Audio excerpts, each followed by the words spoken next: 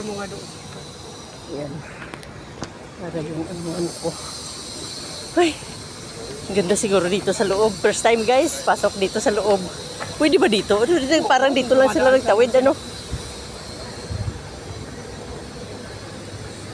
Hindi tayo siguro mahihiya dyan na pumasok dahil nagmumukhang.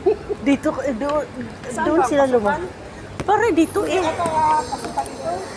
Eh, ano Pilipino? Tanungin mo.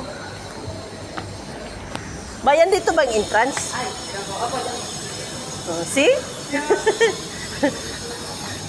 Mukha niya palang Pilipino eh. Bayan agad. Bayan agad.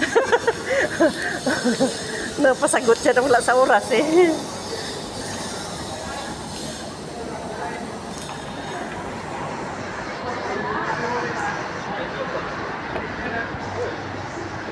O dito.